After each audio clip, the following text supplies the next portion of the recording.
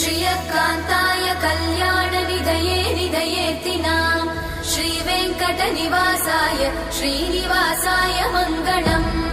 लक्ष्मी सविभ्रमालोकसुभ्रूविभ्रमचक्षुषे चक्षुषे सर्वलोकानां वेङ्कटेशाय मङ्गलम्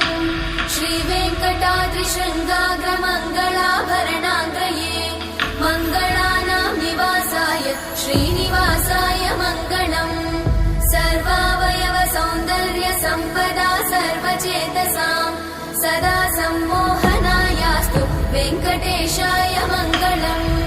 नित्याय निरवध्याय सत्यानन्दचिदात्मने सर्वान्तरात्मने श्रीमद् वेङ्कटेशाय मङ्गलम् स्वतः सर्वविदे सर्वशक्तये सर्वशेषिने